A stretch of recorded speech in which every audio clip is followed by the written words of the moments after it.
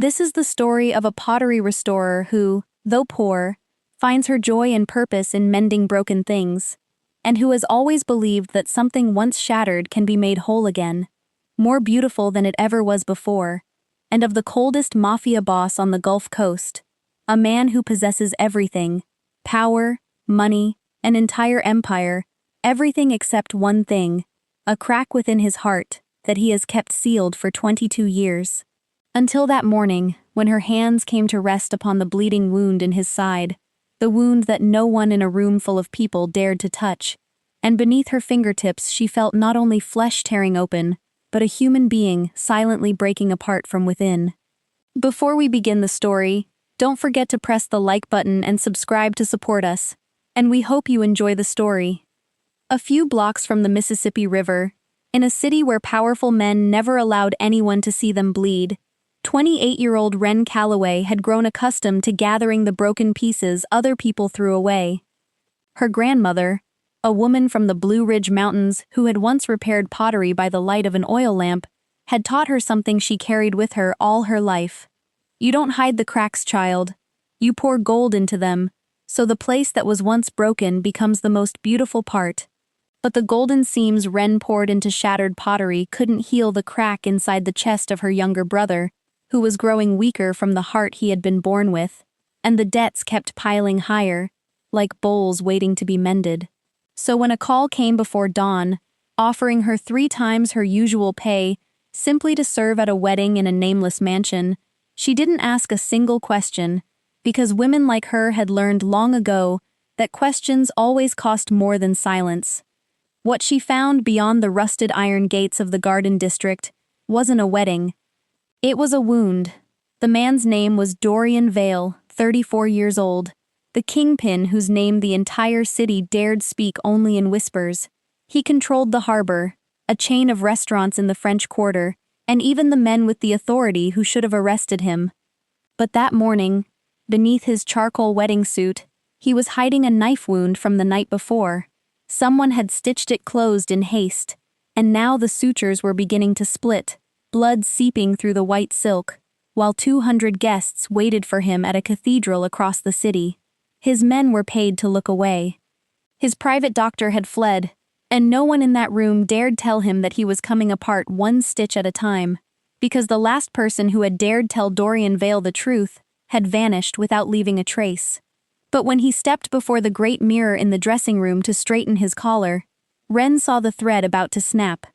What compelled her to move toward him wasn't courage, but something that had lived in her blood for as long as she could remember, the compassion of someone who had spent her life unable to stand still while anything broken remained before her, aching to mend it.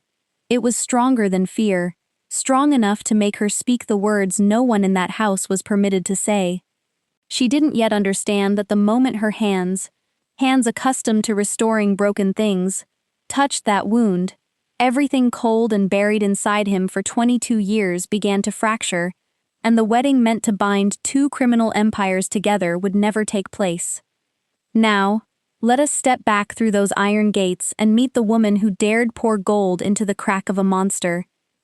That seam will tear before you finish saying your vows, Wren said, and though her voice was soft, it carried through the dressing room like a stone dropped into still water, and every man in that marble space went silent, as if the walls themselves had stopped breathing.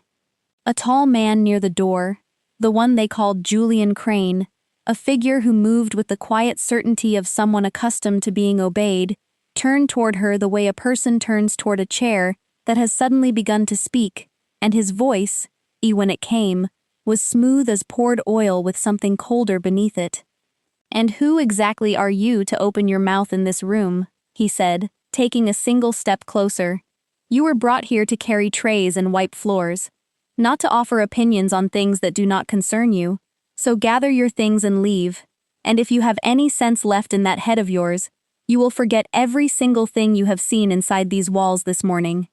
There was a weight in the way he said the word forget that settled cold along her spine, a reminder that in a house like this, people were not the only things that could be made to disappear, and Wren, who had spent 28 years lowering her head in rooms that did not belong to her, felt the old instinct rise in her to step back and apologize, and vanish into the wallpaper the way she always had. But her grandmother's voice rose louder in her, that low mountain voice that still smelled of oil smoke and wet clay, telling her that to stand silent before something broken, when your own two hands knew how to mend it, was its own kind of sin, and so she did not move toward the door. From near the great mirror, a voice lifted then, low and unhurried and cold as the stone beneath their feet, a voice that did not need to be raised, because it had never once in 34 years needed to fight to be heard. "Show me." Dorian Vale did not fully turn. He only tilted his head a fraction so that his gray eyes found her in the reflection, and Julian opened his mouth to protest, but a single lift of Dorian's eyebrow closed it again, and in that small, silent exchange, Wren understood something about this house at once, that here a raised brow carried more weight than another man's shouting.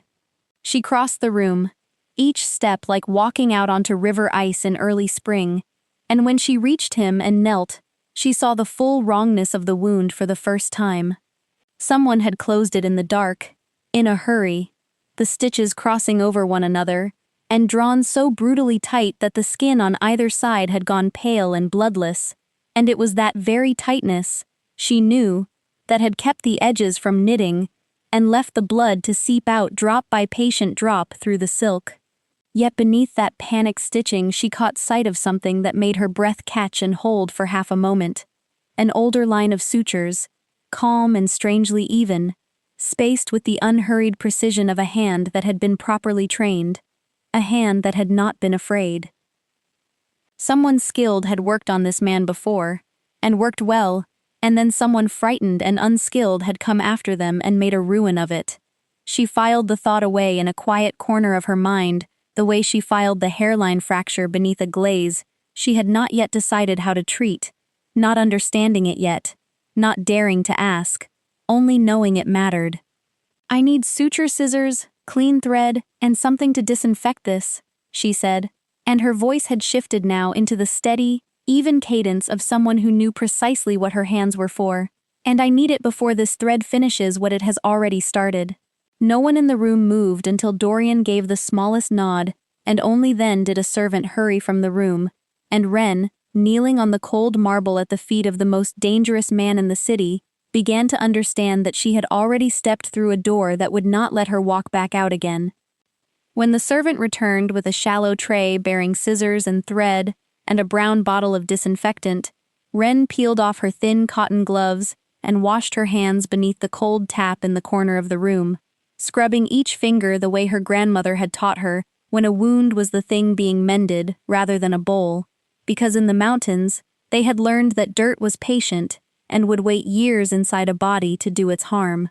Then she knelt again at his side and began the slow, careful work of undoing what frightened hands had done in the night, lifting each clumsy stitch and snipping it free one at a time, and Dorian did not flinch beneath her fingers, not once, no sharp breath drawn between his teeth, no muscle tightening along his ribs, only the unnervingly even rise and fall of a man who had trained himself long ago never to let another living soul see the moment a thing hurt him.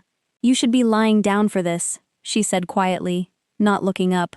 "I have stood through worse than a woman with a needle," he answered, and when she did glance up, she found him watching her, not through her, the way the powerful looked through the people who cleaned their floors, but truly watching, the way a man studies a lock he has not yet worked out how to open. She held his gaze only a breath before returning to the wound, cleaning it, pressing the two pale edges together the way they were meant to sit, and then she began to stitch, one careful stitch and then another, each one evenly spaced, each one drawn tight enough to hold the flesh, but loose enough to let the blood keep feeding the skin as it closed, because a wound starved of blood was a wound that died at its own seam. The room that had been thick with muttering about watches and schedules and 200 waiting guests had gone entirely still now, every pair of eyes in that marble space fixed upon the hands of a woman whose name not one of them knew, and even Julian Crane stood without speaking, his jaw set, watching her work with an expression she could not read, and did not try to. When she tied off the final stitch and cut the excess thread clean, Dorian lowered his gaze to the new seam running straight and neat across his side, like a line drawn with a ruler, and something moved behind his eyes.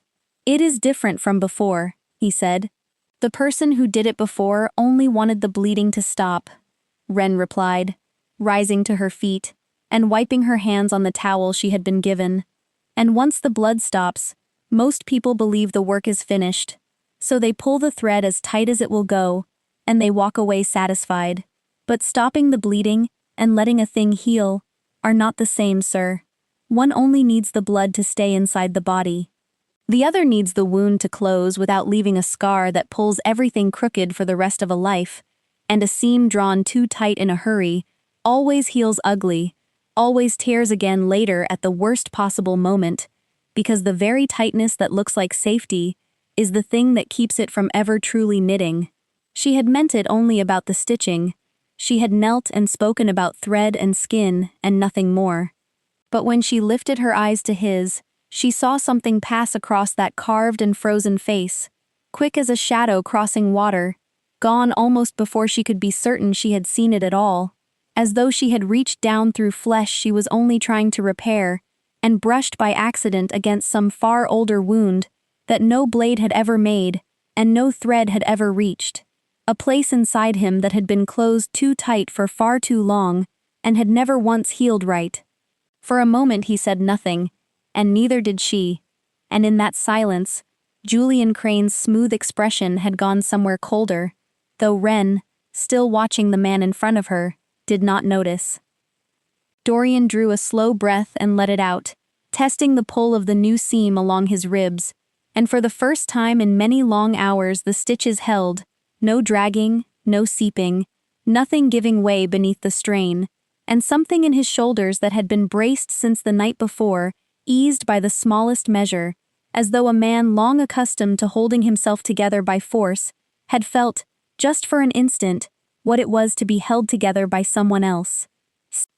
Dorian rose from the chair and buttoned his shirt slowly over the fresh seam, one button at a time, his movements careful and deliberate, and when he was satisfied that nothing pulled or gave way, he crossed to a dark wooden cabinet against the far wall, opened a drawer, and drew out a stack of bills so thick that Ren had to look away from it, because there was something almost indecent about that much money resting in a single hand, more than she had held in her palm across all the years she had been alive.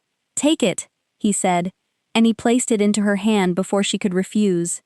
"I cannot accept this, not for a few stitches," she said, and she meant it, and she tried to set the money back down on the cabinet, but he closed her fingers around it with a gesture so final and so quiet that there was no room left anywhere in it for argument.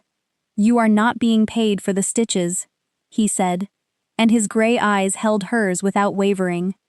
"You are being paid because you spoke when every other person standing in this room chose silence, and that is a rarer thing than you understand, rarer than skill, rarer than loyalty, and where I come from, rare things are expensive." He studied her a moment longer, the way a man studies something he intends to remember. "What is your name?" It was not quite a question, the way he said it, and she hesitated, because she had spent her whole life learning that in rooms like this, a name was a thing you gave away carefully, but under that steady gaze, she found she could not lie. "Ren," she said, "Ren Calloway." He repeated it once, very softly, almost to himself, the way a man might set a small object into a drawer, meaning to take it out and look at it again later, when he was alone, and Ren did not understand why the sound of her own name in that low voice made her heart move faster than it had while she was kneeling with a needle at the side of the most dangerous man in the city. She gathered her thin coat and stepped out of the marble room, past the men who no longer quite looked through her, down the wide cold hall, and out through the tall rusted iron gates of the garden district, into the damp gray morning, where the fog had come up off the river and hung low between the old houses like something waiting. She pulled her coat tight and told herself, walking fast with the impossible weight of that money pressed against her chest, that it was finished now, that she would go home and pay down the worst of what she owed and buy her brother a little time, and that she would never in her life set foot behind those gates again. But behind her, inside the long black car already easing toward the cathedral across the city, something she could not see was beginning to turn, because Dorian Vale sat in the back seat with one hand resting lightly over the seam she had sewn, and in his mind a single thing she had said was repeating itself over and over without his permission, that some stitches were only ever meant to stop the bleeding and be done with it, while others were meant to let a thing heal the right way, and that a seam drawn too tight in a hurry always tore again later at the worst possible moment, and he was thinking, though he would not yet have said so to a living soul, that he had lived his entire life as exactly that kind of stitch. The car moved through the fog toward the cathedral, and Dorian sat very still in the back seat, with his hand over the seam, and her words turning in him like a key in a lock that had been rusted shut so long he had forgotten there was anything behind the door at all, and he found himself thinking not of the wound in his side, but of a far older one, the tear that ran all the way back to the night when he was 12 years old and lost everything he had in the span of a single evening, the night that had taken his mother and his father together and left him with nothing but a name and an uncle who had raised him the way a man forges a blade, by heat and by hammering, teaching him that softness was a luxury the Vale family could not afford, and that a wound you let anyone see was a wound they would learn to use against you. He had stitched himself shut after that night, the way that frightened hand had stitched the knife wound, too tight, too fast, wanting only for the bleeding to stop, and it had stopped, and he had told himself for 22 years that the stopping was the same as the healing, and now a woman with clay under her fingernails had knelt at his feet and told him, without knowing what she was saying, that those two things had never once been the same. He looked through the window at the gray city sliding past, at the cathedral steeple beginning to rise through the fog ahead where 200 people were already seated, and waiting for him to walk in and play the final act of a life spent holding himself together by force, waiting for him to marry the Duquesne daughter, so that two families who had been aiming guns at one another for a generation would finally lower them, and he understood with a sudden cold clarity that he did not want to walk through those doors, that he had never wanted to, that he had simply mistaken the not wanting for the ordinary weight every man in his position was expected to carry without complaint. "Turn the car around," he said. The driver's eyes flicked up to the mirror, certain he had misheard. "Sir? I said turn the car around, back to the house." Julian Crane, seated across from him, the man who had stood at his shoulder for 13 years and knew the shape of his every silence, leaned forward slowly. "Dorian," he said, and his voice was careful, reasonable, almost gentle, the voice of a man diffusing something. "The bride is standing at the altar. The whole Duquesne family is sitting in that church. Auguste Duquesne will take this as a knife across the face, and you know exactly where that leads. You know what we spent the last 2 years bleeding to build, and you are telling me to throw it into the river over a remark that a woman who scrubs floors made about a piece of thread. I understand what we built more clearly than you seem to think I do," Dorian answered, and his voice had gone flat and level in the way that meant, to anyone who had survived near him for long, that the decision had already been made, and there was no seam left in it to work a finger into. The car slowed at the next corner, and then swung hard around, tires crying against the wet road, and the driver said nothing more, and Julian sat back against the leather with his jaw tight, and his eyes on the man across from him, and whatever passed behind those eyes in that moment Dorian did not see, because he had already turned his face back to the window. 2 streets away, walking fast through the fog with the impossible weight of that money still pressed against her chest, Wren Calloway heard the sudden shriek of tires somewhere behind her in the gray, and she flinched and glanced back over her shoulder the way anyone would, and saw nothing but mist and the dark shapes of the old houses, and she pulled her coat tighter and kept walking, not knowing, not able to have known, that a sentence she had spoken while kneeling on cold marble had just reached forward and torn apart something the entire underworld of the city had spent years and blood carefully stitching together. The news moved through the city the way oil moves across water when a flame is dropped onto it, fast and bright and impossible to gather back. and by the time the fog had begun to lift, every shadow in the city knew that Dorian Vale had turned his car around 3 streets from the cathedral and left the Duquesne daughter standing alone at the altar in front of 200 waiting guests, without a word, without a reason that anyone on either side would ever be willing to accept. Inside the great stone church, the whispers had started slow, and then risen into something no one could pretend not to hear, and Celeste Duquesne had stood at the front in her pale gown, with her chin lifted and her spine straight, while the minutes stretched past the point where any excuse could hold, and her father, Auguste Duquesne, the silver-haired man who had spent a long life never once being told no, had risen from the first pew and walked out without looking at his daughter's face. In a private sitting room an hour later, he closed his hand around a crystal glass until it broke, and he told the men gathered around him in a voice gone quiet, in the way that was far worse than shouting that his daughter's name was not a thing another man got to wipe his shoes on, that the insult would be answered, and that whatever fragile peace the two families had been building for 2 years across a table was finished as of this morning. The old borders between the Vale territory and the Duquesne territory, the borders where the guns had merely gone quiet for a while rather than ever truly being laid down, began to warm again within hours, men moving back to corners they had abandoned, phones ringing in rooms where they had been silent, the whole careful architecture of the alliance collapsing in a single morning, the way a kiln fires unevenly and cracks a piece clean through before anyone can pull it from the heat. Back behind the rusted iron gates, Dorian walked into his study and shrugged off the charcoal wedding coat, as though he were shedding a layer of skin that had never fit him, and he laid it over the back of a chair and did not look at it again. Julian Crane stood in the doorway with his arms folded, watching the man he had served for 13 years, and there was something in the set of his face that a person paying close attention might not have called loyalty at all. "You understand what you have done," Julian said. "You lit a fire this morning that a great many people are going to burn in, and you did it over a sentence, over a woman whose full name you barely troubled yourself to learn."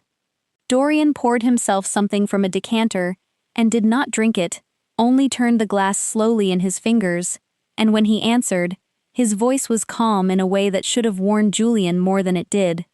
"I know her name," he said. "Find her. Bring her back to me." For a moment Julian did not move, and something crossed behind his eyes, quick and cold, a calculation of the kind he had spent 13 years making silently at the edges of rooms, and then he inclined his head the smallest amount, the gesture of a man agreeing to a thing for reasons entirely his own. "As you wish," he said, and he turned and left, and Dorian stood alone at the window watching the fog burn off the river, still holding the untouched glass, thinking of a woman with clay under her fingernails who had told him that a seam drawn too tight always tears again at the worst possible moment, and not yet understanding that the man he had just sent to find her was himself the oldest and tightest seam in the whole house, and that it had already begun, very quietly, to come apart. Wren's apartment sat on the 3rd floor of a tired old building near the edge of the working district, where the radiator knocked all night like something trapped inside the walls, and the smell of damp had long ago soaked into the plaster and refused to leave, and she climbed the stairs a little after noon with the money still pressed against her chest, and heard, the moment she opened the door, the sound she dreaded most in the world, the sound of her brother struggling to breathe. Eli was 17, and he was sitting forward on the sagging couch with both hands braced against his knees, and his shoulders rising and falling too fast, his lips gone faintly gray at the edges, his heart doing the frightening uneven thing it had done since the day he was born, racing and stumbling and racing again inside a chest that had never once worked the way it should. Wren dropped the money on the table without a second glance, and crossed to him and knelt in front of him the way she had knelt on the marble that morning, level with his eyes, and she took his cold hands into her warm ones, and spoke to him in the low, even voice she saved only for the worst moments, the same voice her grandmother had used over fevers and broken bones in the mountains. "I am here," she said. "Look at me, not at the wall. Breathe with me, slow. In through your nose. That is it. And out. Slow. We are not in a hurry. You and I have all the time in the world." She counted for him under her breath. steady as a metronome, and she did not let him see the fear moving behind her own face, because she had learned long ago that fear was contagious, and that a frightened heart raced faster.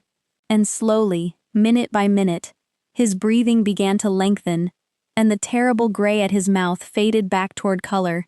And after a while his racing heart found something closer to its own uncertain rhythm again, and he let his head fall against her shoulder, worn out the way only that kind of episode could wear a person out. She held him there until she felt him go heavy and loose against her, half asleep, and only then did she let herself look at the table across the room where the envelopes were stacked, and the sight of them settled the old weight back onto her chest. "Past due," the topmost one said in hard black letters, and the one beneath it, and the one beneath that.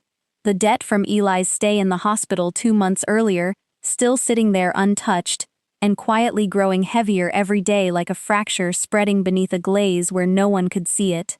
She eased her brother down onto the cushions and drew the thin blanket over him, and she counted the money Dorian Vale had closed into her hand that morning, and she counted it again, and she understood that it was very nearly enough to clear the old debt, all of it, the thing that had sat on her chest for 2 months lifting almost clean away.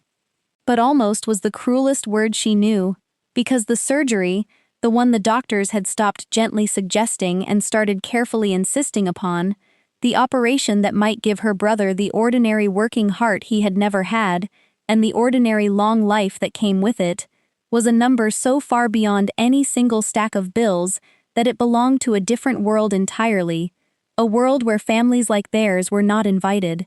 She sat down in the fading afternoon light with her brother sleeping beside her, and the money in her lap, and the past due envelopes across the room, and for the first time in longer than she could remember she let herself cry, quietly, so as not to wake him, not out of self-pity, because she had never had the time or the room for that, but out of the plain, bottomless exhaustion of someone who had been carrying far too much for far too long, while the finish line she was running toward kept quietly moving farther away, and she thought, wiping her face with the back of a clay-stained hand, that it was over now with the man behind the iron gates, that she would never see him again, and that this at least was one thing in her life that was finished and safe. 3 days later, a black car stopped in front of the tired old building, and a neatly dressed woman climbed the stairs and knocked on the door, and introduced herself as someone who worked for Mr. Vale, and she handed Wren a plain white card that had nothing printed on it but an address and a single number, and she said that Mr. Vale wished to offer her a position, that he was looking for a housekeeper who could also serve as a private caregiver for his health, and that the number on the card was the monthly wage. Wren looked at the number for a long moment and thought she had misread it, and then understood that she had not, and that the amount he was offering her for a single month was more than she had earned across an entire year of scrubbing floors and mending other people's broken pottery, enough to clear the old debt outright, enough to keep her brother in the medicine that kept the terrible episodes at bay, enough that for the first time in her life she might be able to breathe out without first counting what the breath would cost. But Wren was not a naive woman, and she did not let the number blind her. She knew exactly whose knife wound she had knelt and stitched. She knew where money like that came from, what it passed through before it reached a plain white card, and she knew that walking back through those rusted iron gates a second time would be nothing at all like the first, because the first time she had been a stranger with a needle who could leave, and the second time she would be staying. That night she did not sleep. She lay in the dark listening to the radiator knock inside the walls and to her brother's careful breathing in the next room, and she turned the thing over and over, the money against the danger, the surgery against her conscience, the finish line that never stopped moving against the plain cold knowledge of what kind of house she would be living inside. And somewhere before dawn she made her decision, not because the money had won, but because she had found a way to walk into that house and still be able to look at herself. When morning came, she went to the address on the card, and was shown into the study where Dorian Vale stood at the tall window with the light behind him, and before he could speak she spoke first, and she was surprised by how steady her own voice came out. "Before I give you an answer," she said, "I need you to understand a few things, and I need you to let me say all of them. I will care for your health, and I will keep this house, and I will do it properly, because that is my work, and I have never in my life known how to do anything halfway. I will not ask you how you make your money, but in return, you will never ask me to do anything against my conscience. I will not hide a person.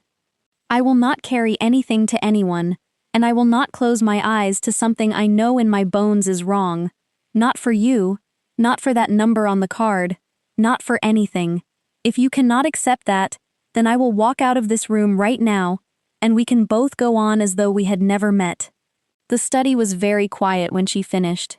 Dorian turned from the window and looked at her for a long while, and she could read nothing at all behind the level gray of his eyes, and she braced herself, the way she had braced herself in the marble room, for the cold voice that had made grown men fall silent. But the corner of his mouth lifted instead, faintly, into something that was not quite a smile, and looked as though it had not been used in a very long time. "You are the first person to walk into this room and set terms for me," he said. "I ought to feel insulted. Instead, I find that I feel something closer to relief." He inclined his head. 1 month. A trial. For both of us. At the end of it, if either one of us decides it does not work, you may leave, and no one in this house will stop you, or trouble anyone you love. But I suspect, Wren Calloway, that you will stay longer than you think. The first week inside the Vale mansion taught Wren something she had not expected, which was that a house could be built to display power, and yet hold nothing a person could actually live inside.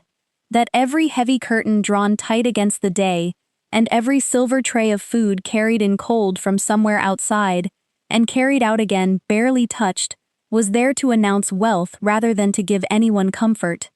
And that the servants moved through the halls like shadows with their eyes lowered, speaking in the low, careful voices of people who had learned that here, a person could be made to disappear as easily as an object. Wren had never been able to breathe in that kind of silence, and she had no intention of learning how.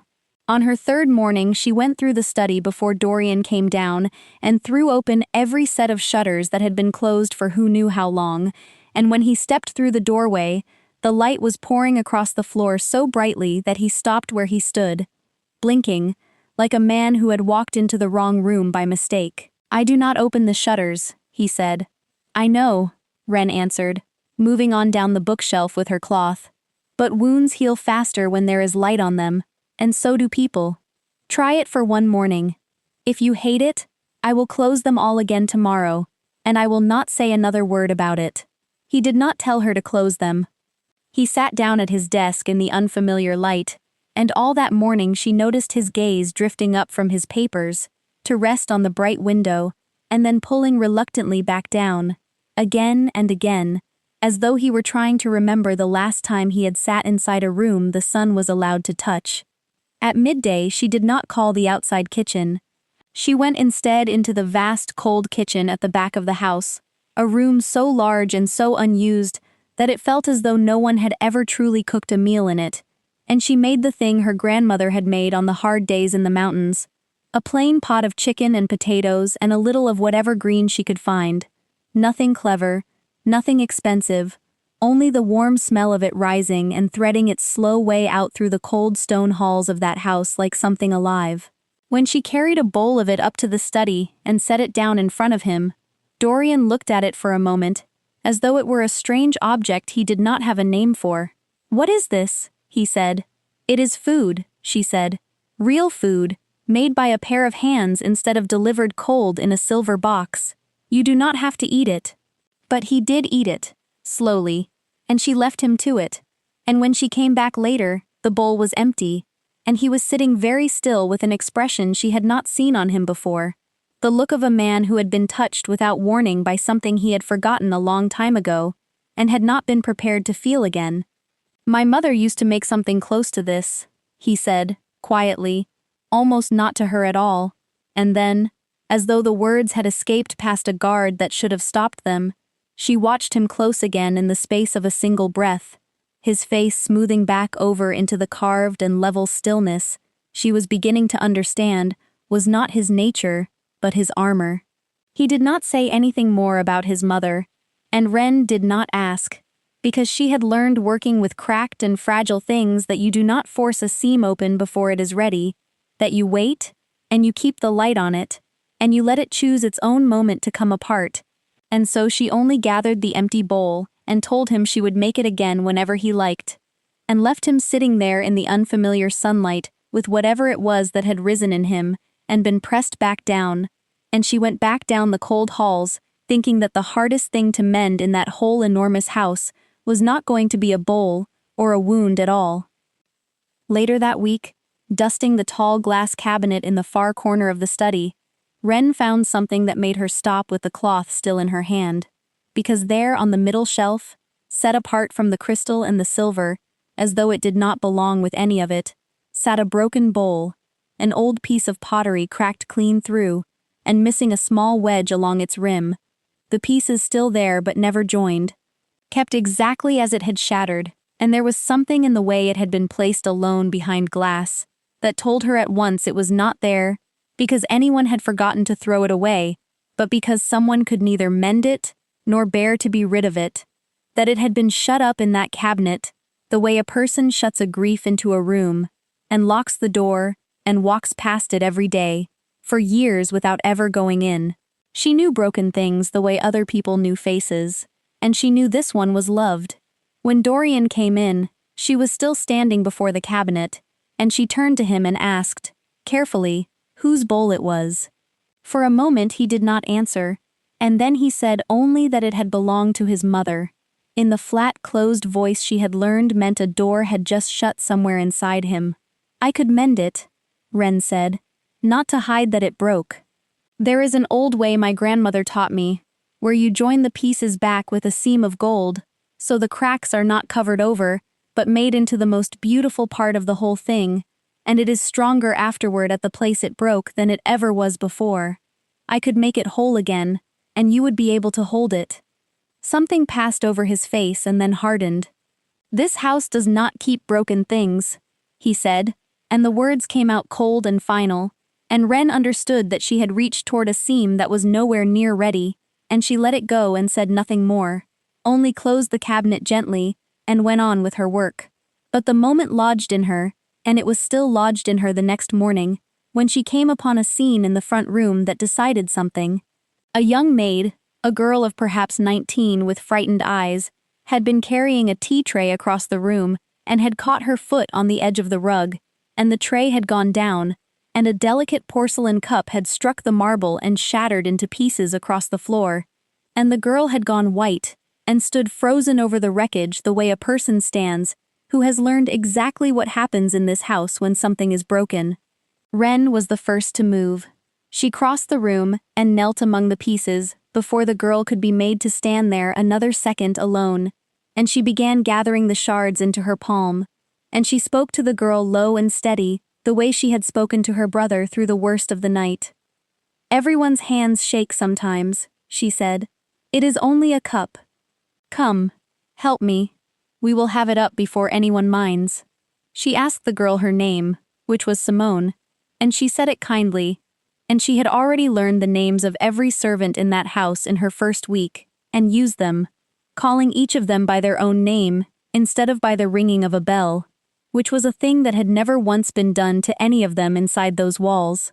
And from the doorway, where he had stopped without either of them noticing, Dorian Vale watched the whole of it, watched the woman he had hired kneel on his marble floor gathering broken porcelain beside a trembling maid, and calling her by her name, and on his carved face there was a plain and undefended bewilderment, as though it had genuinely never occurred to him before that the shadows who moved silently through his house each day had names at all, that they had fears, that they had hands that shook when they were afraid of him, and Wren, glancing up, caught that look on him for just a moment, before he smoothed it away, and turned and left the room, and she thought, watching him go, that a man does not learn to be so surprised by ordinary kindness, unless somewhere very far back, someone had taught him, carefully and cruelly, to expect none.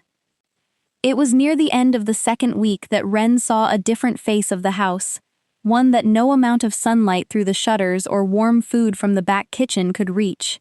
One evening she heard hurried footsteps in the hall, and through the study door, left open just a crack, she saw two men bring a third in front of Dorian.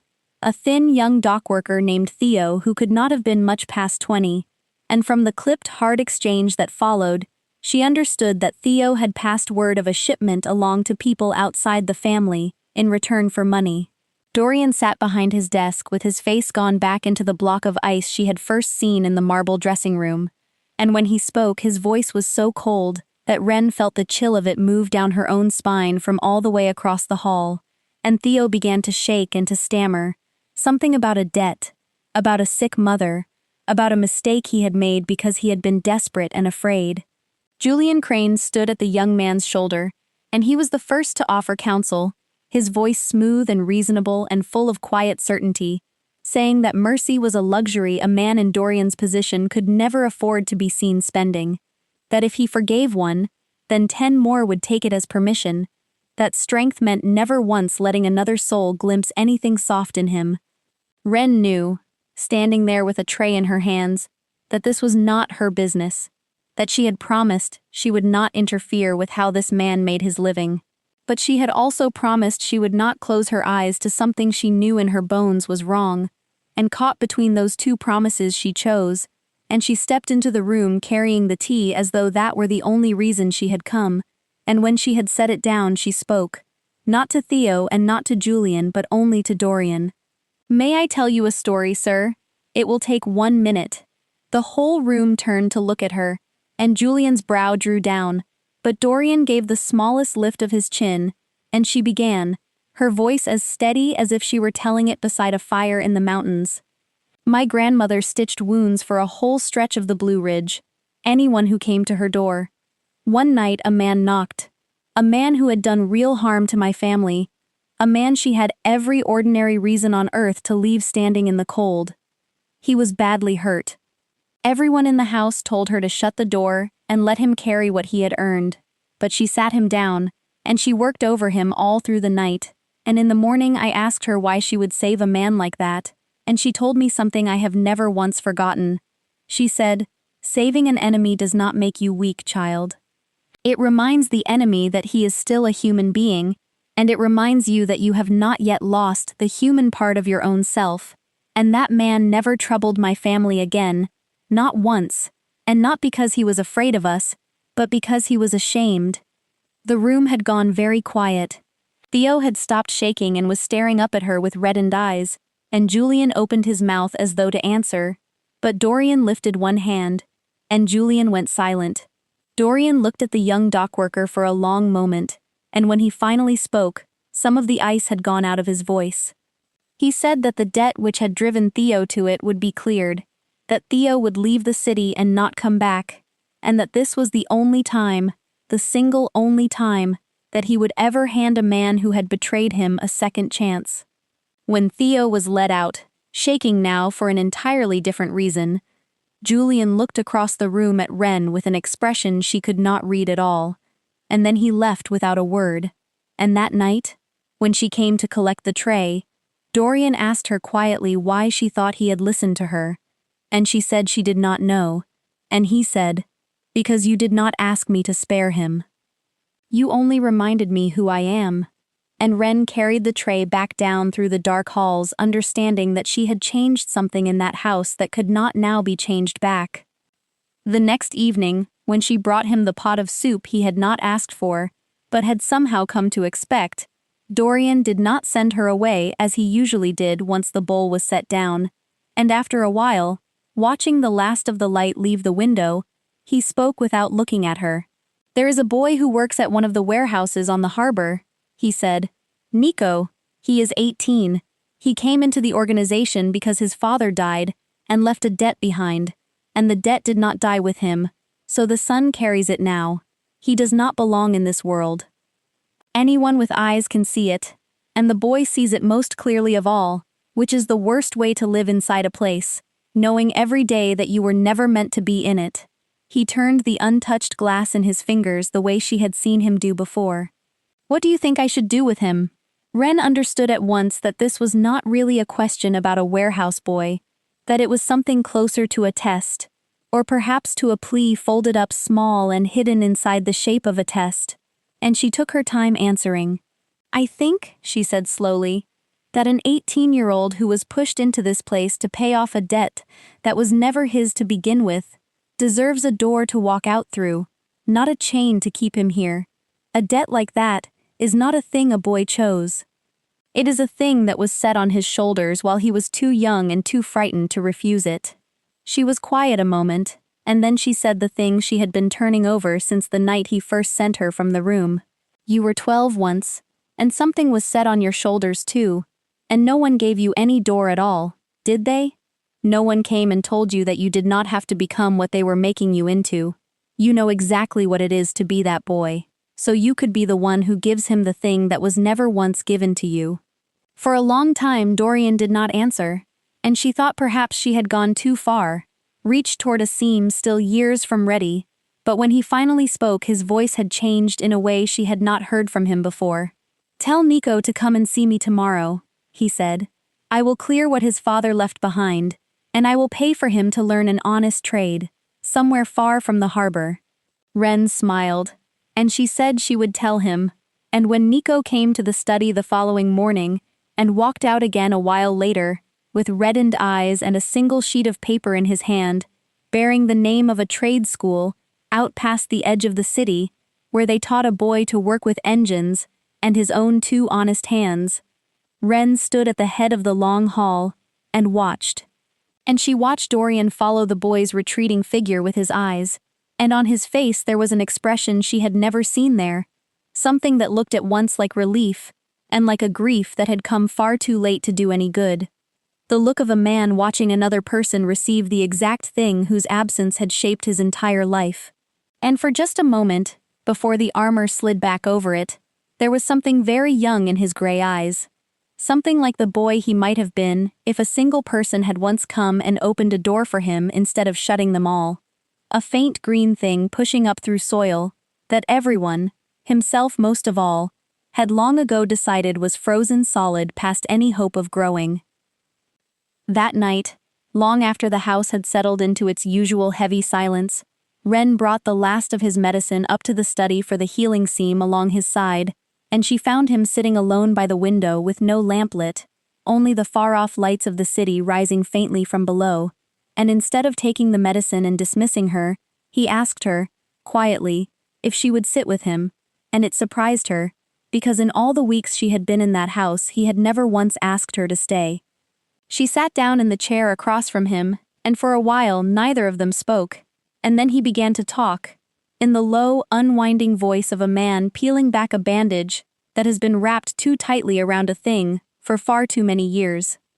"You asked me once why no one gave me a door when I was 12, he said. "My mother and my father died in a single night. I will not tell you how.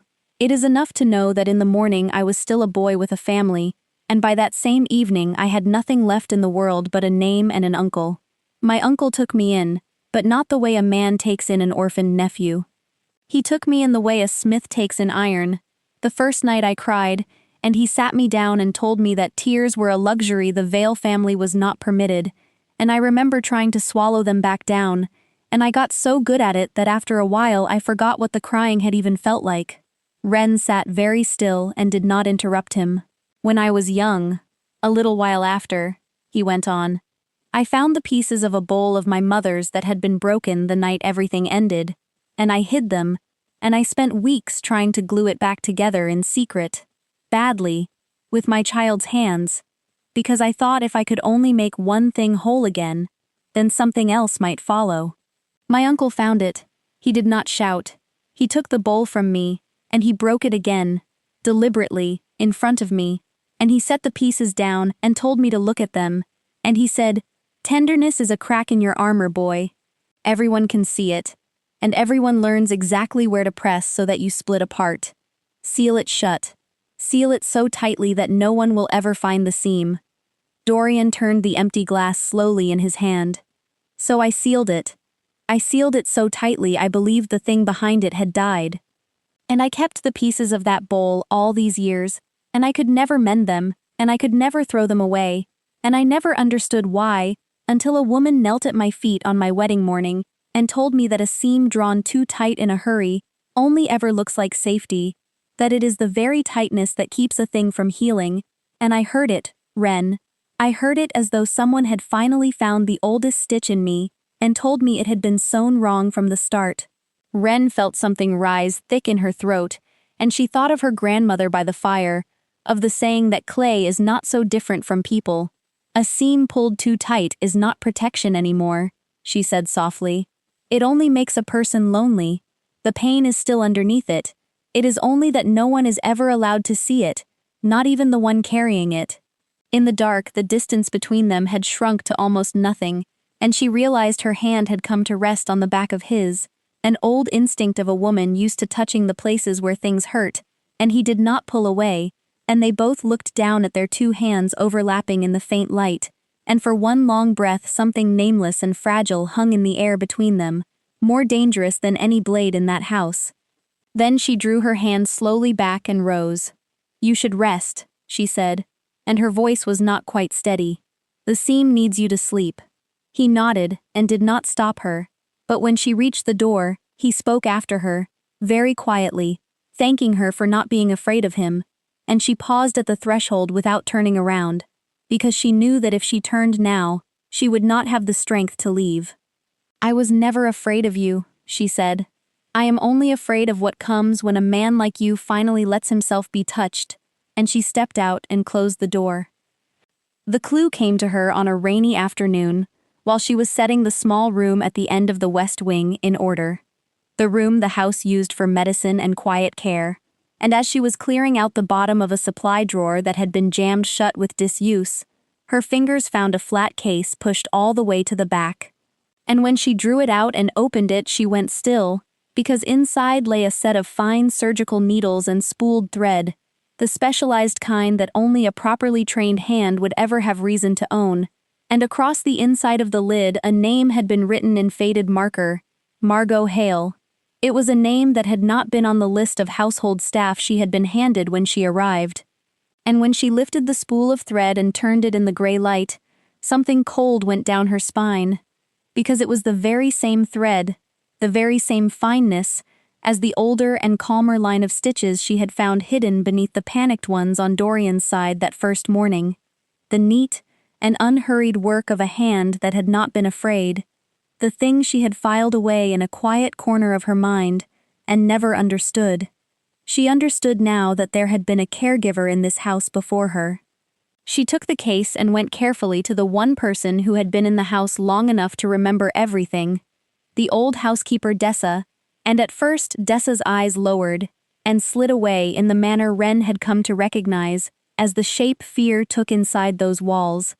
But when Ren sat down beside her and took her wrinkled hand and said only that she wanted to understand, the old woman lowered her voice to almost nothing and told her. Margot Hale had been a good nurse and a fine hand at restoring the house's old things besides, and she had worked inside these walls for the better part of 2 years. A steady and a kind woman, not so unlike Ren herself. And then one night, some months ago, she had found something to do with numbers that did not add up, shipments recorded at weights and values that did not match what had actually moved through the harbor, and she had gone to Dorian to warn him that someone was hollowing out the organization quietly from the inside. 3 days after that, Dessa whispered, Margot Hale was simply gone. No goodbye and no trace. Her belongings left untouched in her room until one day someone came and cleared them away, and after that no one in the house had ever dared say her name aloud again. You are sitting in the chair of a woman who spoke the truth and then vanished, Dessa said, and her trembling hands tightened around Ren's. There are doors in this house, child, that cannot be shut again once a person has opened them. Ren did not sleep that night. She lay in the dark, and for the first time since she had walked back through the iron gates, a true fear came into her, not the ordinary unease of a poor woman standing before power, but the cold and specific fear of a person who has just understood that she is sitting in the exact place where another woman fell. She thought of her brother in the small apartment, and of the debt that was nearly paid, and she thought how easy it would be to gather her things, and walk out before she too knew too much. But she thought of her grandmother, and of silence, before something wrong being its own kind of sin, and in the morning she did not run. She carried the case of needles up to the study, and set it on the desk in front of him, and said that she knew who Margot Hale had been, and that she believed she knew what had happened to her. His face changed in an instant, the frost closing back over it so fast it made her breath catch, and when he rose from his chair, there was something dangerous in his very stillness. "How much do you know?" he said, low and sharp. "And who sent you here to go looking for it?"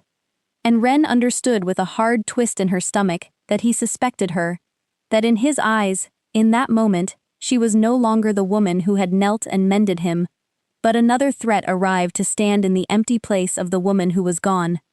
"No one sent me," she said, holding her voice steady, though her legs had gone unsteady beneath her.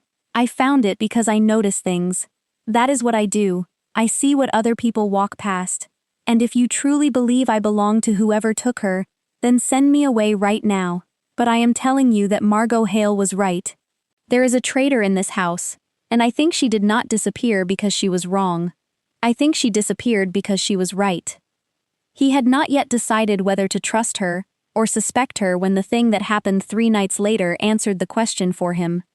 He had a meeting at Corvette's, the finest of the family's restaurants, a place of low light and dark wood standing close to the harbor, and Wren was asked to come along with his medicine, because although the seam along his side had knitted well, the dressing still needed changing, and she sat in a quiet corner near the kitchen where she could watch, and almost at once, she noticed something that tightened her stomach.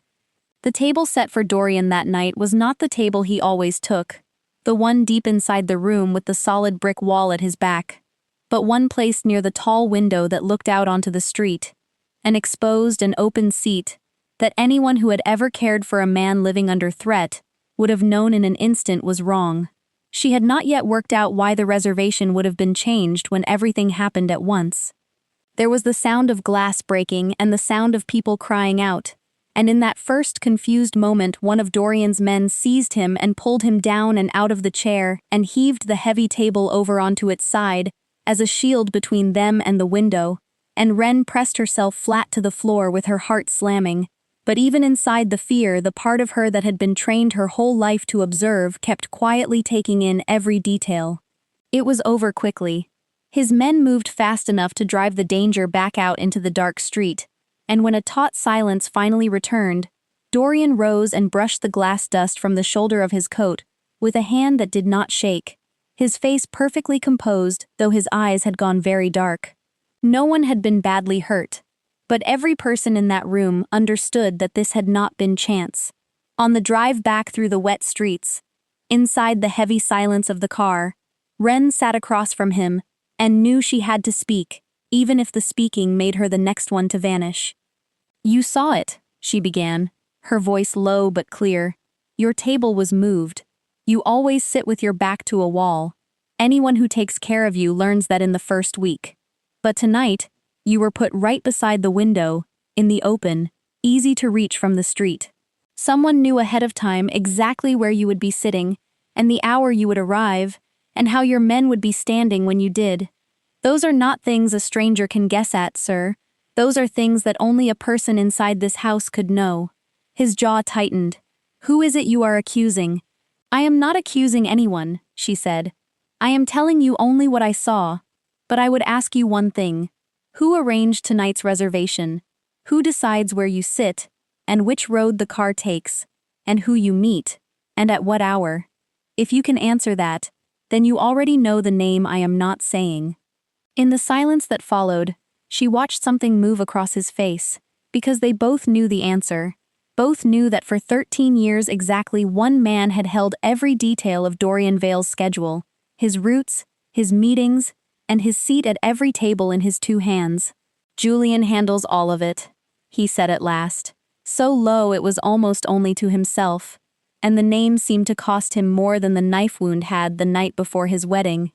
"I know he has stood beside you for 13 years, Wren said gently. "I know how hard the thing I have just said must be to hear. If I am wrong, I will accept whatever comes of being wrong, but Margot Hale came to you once with a warning too, and she was right. I am only asking one thing of you. Do not turn me away simply because your trust has been resting in the wrong hands for so long that you no longer dare look back at where you set it down. For a long time he watched the city lights slide past the window and said nothing, and only when the car reached the iron gates did he speak. I do not fully trust you yet, Ren, he said. But I no longer fully trust anyone. Let me find out for myself, and she understood that the seed of suspicion had been planted, even if he was not yet ready to admit that it had taken root. The blow that came in answer was not aimed at Ren at all, but at the one place where she could not defend herself. The following afternoon, while she was changing the dressing along Dorian's side, her phone buzzed on the table beside her, and when she answered it, her brother's voice came through with a tremor in it that had nothing to do with his heart.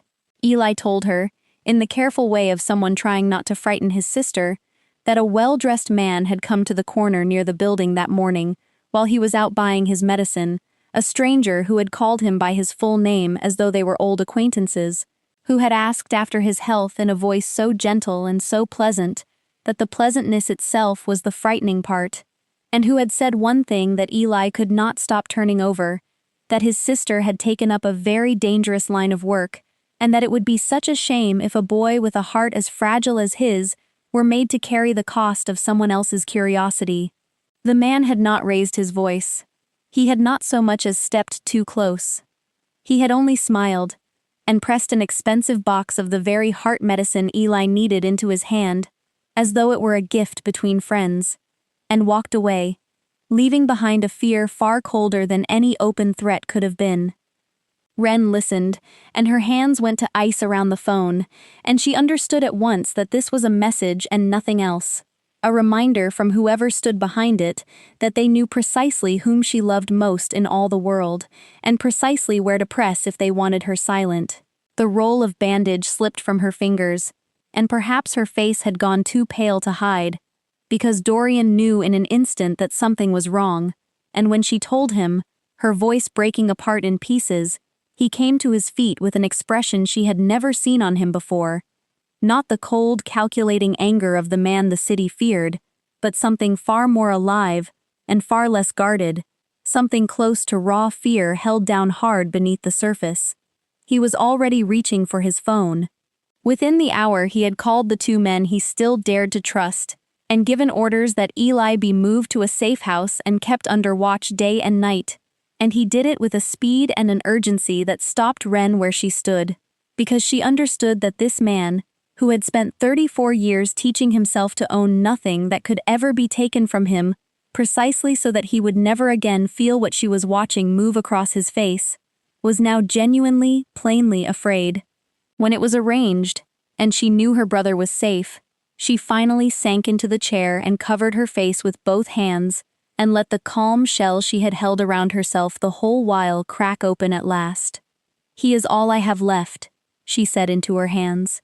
After our mother died, it was only the two of us, and I promised her before she closed her eyes that I would keep him safe, and now I have pulled him into the middle of this because I would not keep my mouth shut. Dorian crossed to her, and instead of looking down at her from the height of a man who owned the house, he knelt in front of her, level with her eyes, in the very posture she had taken at his feet on the morning they met.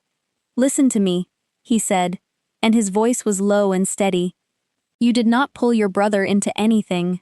The person who would threaten a boy to keep his sister quiet is the guilty one here, not you. You told the truth, and in this house the truth gets punished, because that is what I have let rot inside these walls for far too many years. But I promise you, and I am not a man who makes promises he does not mean, no one is going to touch your brother. I will put my own life between him and anyone who tries. Ren lowered her hands and looked at him, and in that moment, they both understood that whatever distance had once stood between them had quietly vanished some time ago. Why are you doing this for me? She whispered. I am only someone you hired. You were never only someone I hired, he said, and he lifted his hand as though to brush the damp hair back from her face, then hesitated. She reached up and pressed her palm flat against his chest, stopping him gently. Not yet, she said softly. Not while there is still this much danger around us. If there is something real between us, then it deserves to begin when we are both still alive to feel it. Keep my brother safe first, then we will speak of the rest. To smother the fire of the war still smoldering between the two families, a reconciliation was arranged, an evening at a neutral estate out on the bay, where the families of the coast gathered beneath crystal chandeliers wearing smiles thin as razors, and Dorian asked Ren to come with him, not as someone who carried his medicine but at his side, and she wore a plain deep blue dress she had sewn herself, no jewels, nothing to display, only the quiet steadiness of a woman who knew exactly who she was.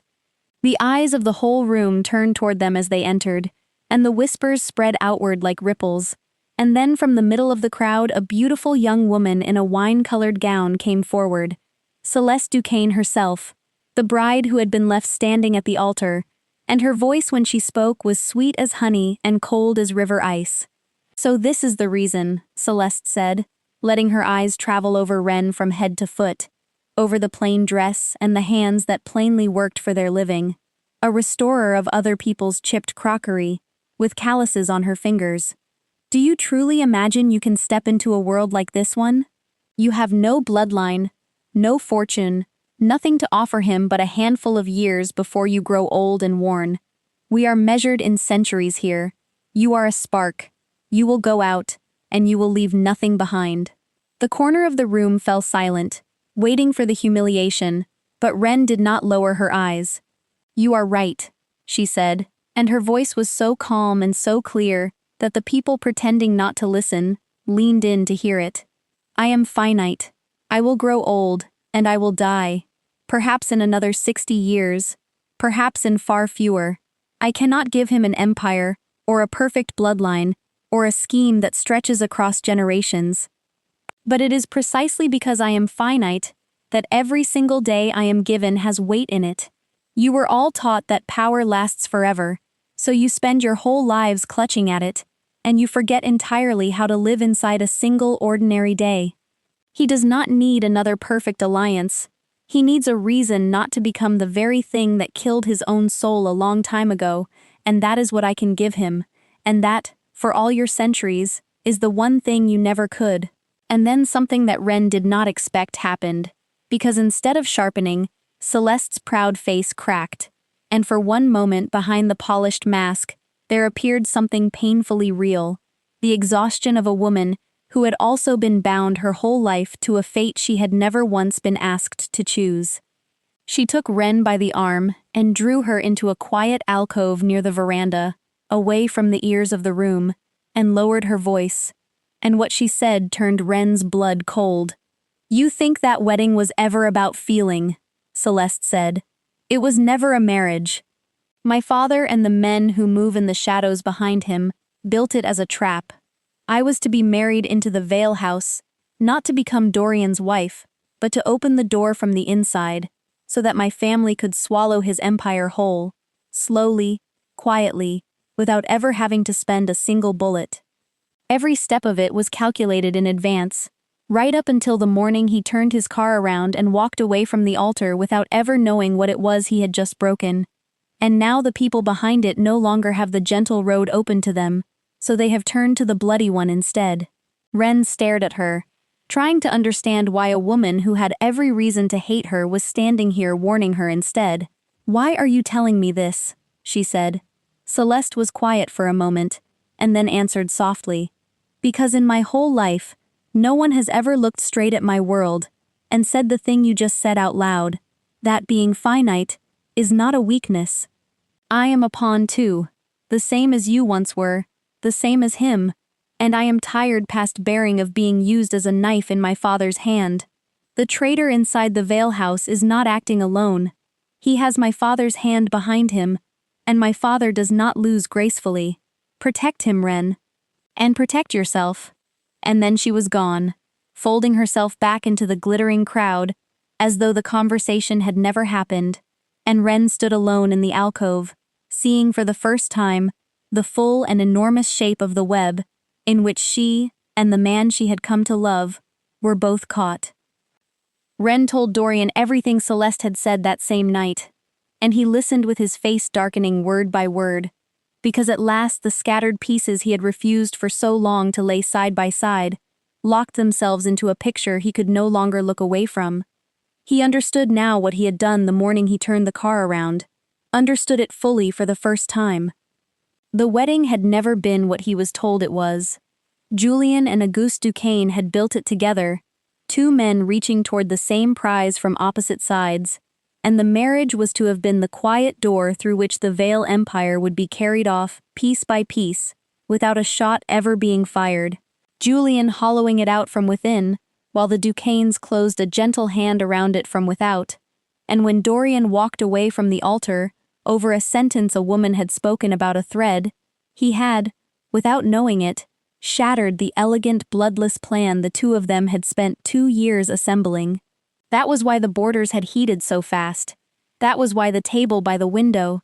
The gentle road was closed to them now, and men like Julian and Auguste Duquesne denied the quiet way, did not simply walk away from a thing they had wanted that badly. They took the old road instead.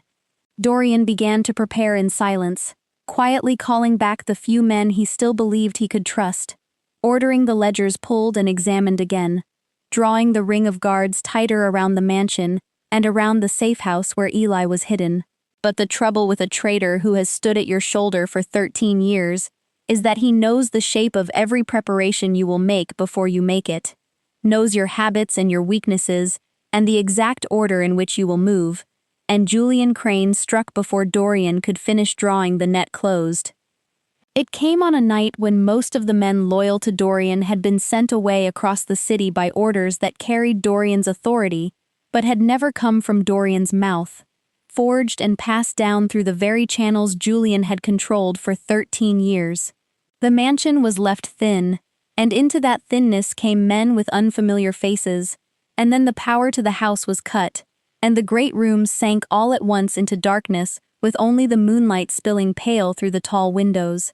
And in the middle of it, unhurried, entirely at his ease, Julian Crane walked into the study with the bearing of a man who was finally permitted to sit in the chair he had spent his whole life circling, and he lowered himself into it, and he looked at Dorian standing in the dark across the desk from him, with something almost like affection. "This could have been done cleanly," Julian said, and his voice was as smooth as it had ever been, as though they were discussing the weather. "If you had only married the Duquesne girl the way it was arranged, all of it would have passed from your hands into ours, a little at a time, quietly, and no one would ever have had to bleed for it. I was patient for 13 years, Dorian.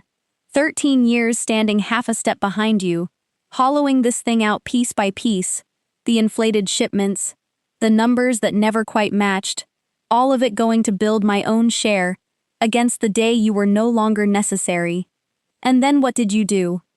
You threw the whole perfect design of it into the river over a maid and a remark about a stitch. You broke the finest plan I have ever built. So now," he said, and he folded his hands, and the last of the pleasantness went out of his eyes, "I am afraid we have to do it the old way instead." Julian gave a small signal with 2 fingers, and one of the unfamiliar men brought a figure into the room out of the dark hall, and Ren, pressed back against the bookshelves in the shadows where she had frozen when the lights failed, felt her heart stop, because it was Eli, pale but unharmed, held firmly by the arm as a card to be played. Julian had found the safe house.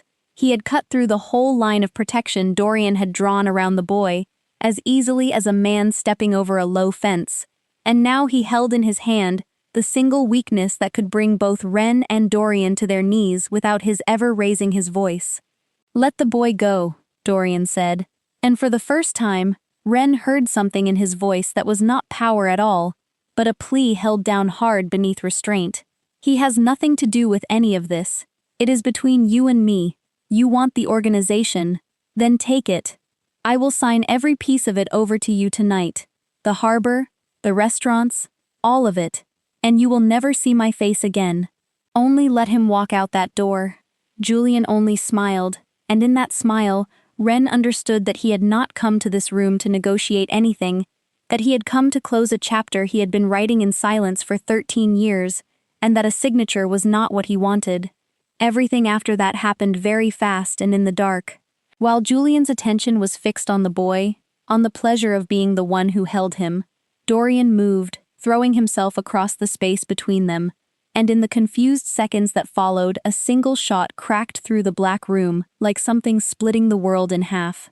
Ren had only time enough to pull Eli down behind the heavy armchair and wrap herself around him, and when she lifted her head, Dorian was swaying on his feet with one hand pressed to his side, the very side she had stitched on the morning they met, and then his knees went out from under him, and he came down onto the cold floor.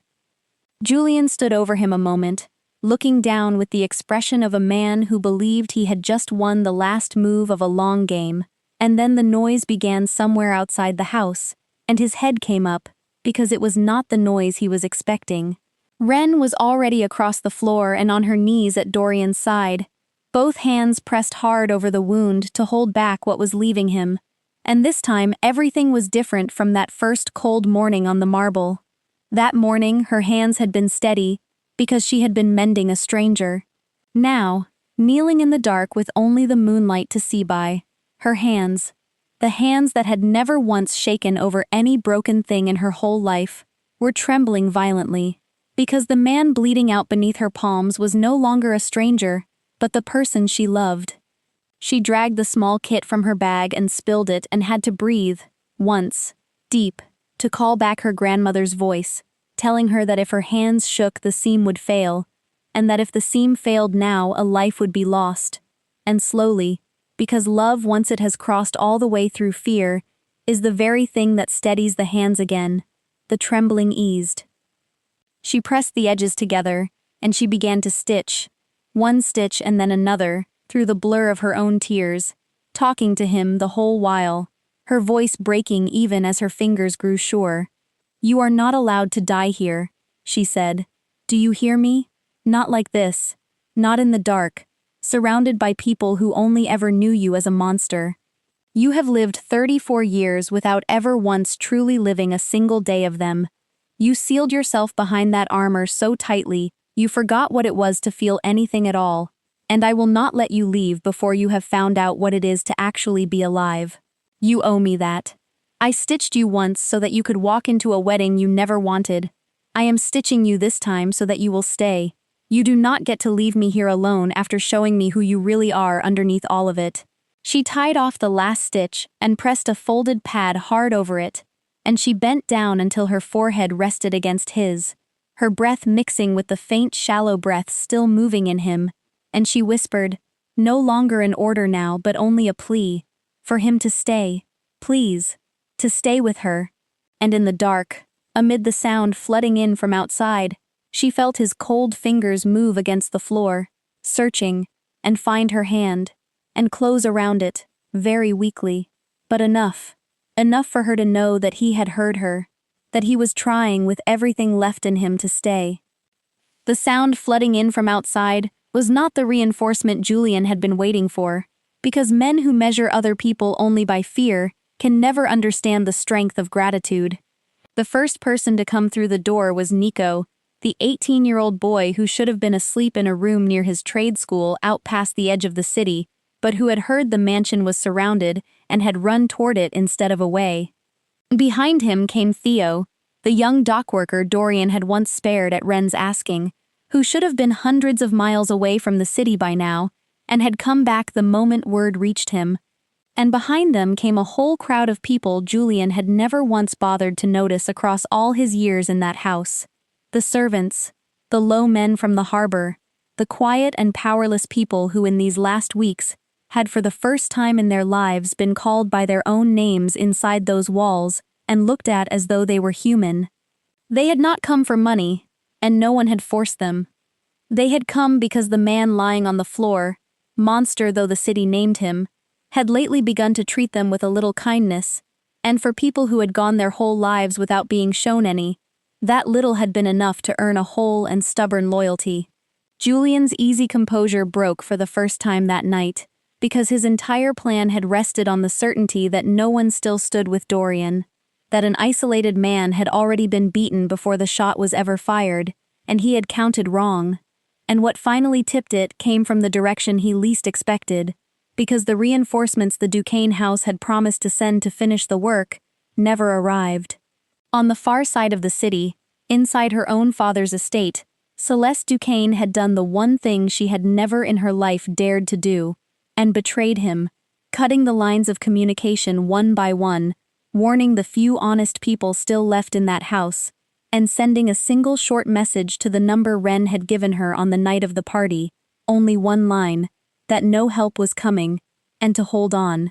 With no fresh force arriving and overwhelmed by a tide of the very people he had spent a lifetime looking down upon, Julian's hired men began to break and scatter, and Nico slipped through them to reach Eli and pull the boy clear of it. And when Julian was finally taken and held, and when Dorian, gray-faced but alive, forced the truth from him in the days that followed, the last locked door in the whole house was opened at last. Because it was Julian who had made Margot Hale disappear, Julian who had needed her silenced, the moment she carried her count of the false numbers to Dorian. And Wren understood then that the woman whose chair she had sat in had not been wrong about anything except how far a patient man would go to keep a secret.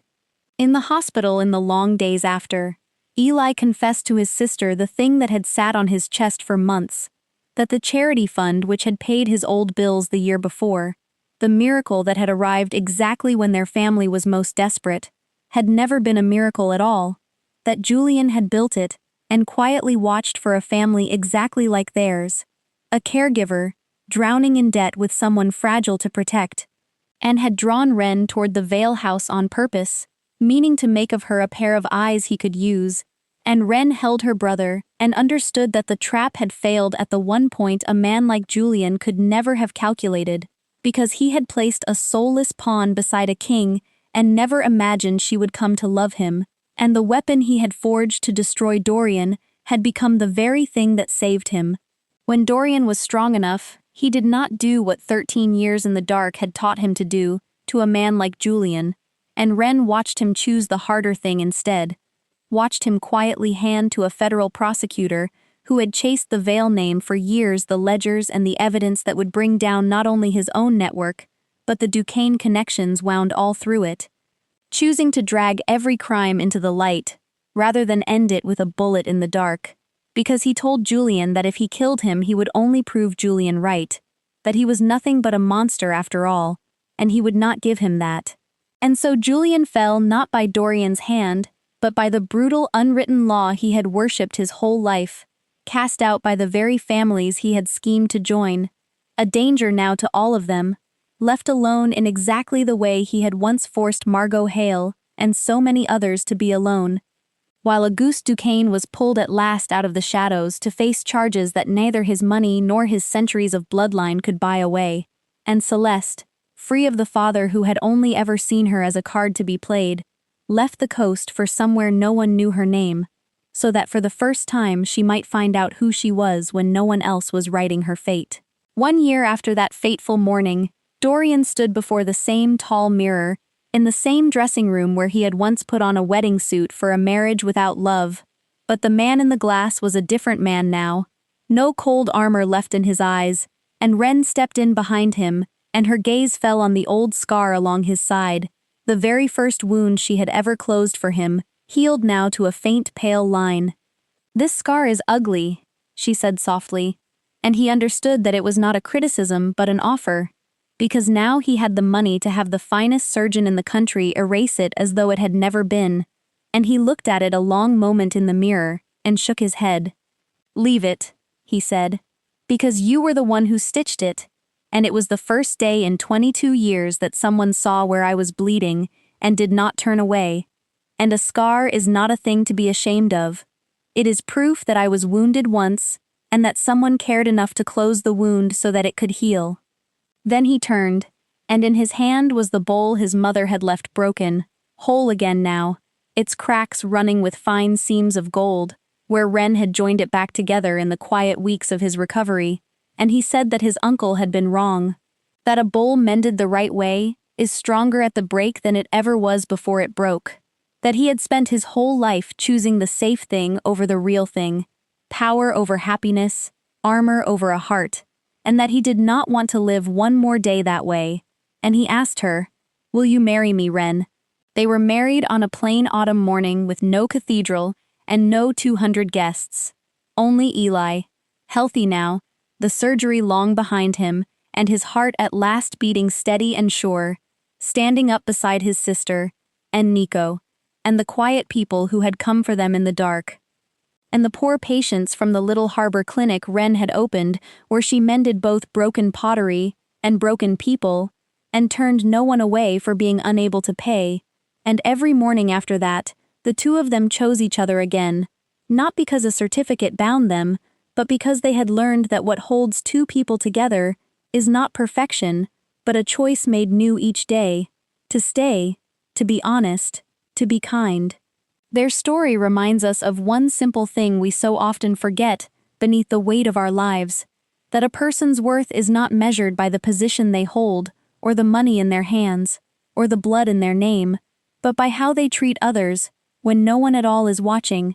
That kindness is not the weakness cruel people claim it to be, but the only true strength there is, the one strong enough to heal even the deepest wound in a human soul, and that the scars we carry, on our skin or hidden away inside us, are not things to be ashamed of, but beautiful proof that we were wounded once, and were loved, and were made whole again. If this story touched your heart in any way, please subscribe to our channel and like and share this video, so that every day you can listen to more meaningful and moving stories like this one. And we would truly love to know how the story of Wren and Dorian made you feel. This journey from a man who seemed beyond all saving, to a heart that learned at last how to love again. So please leave a comment and share the feelings from deep within your heart, because every comment you leave is a precious encouragement that helps us keep bringing you stories that touch the soul. Thank you for taking the time to listen all the way to the very last line, and we wish everyone watching this video good health, a joyful life, and peace and happiness overflowing in each new day. Goodbye, and we will see you again in the next story.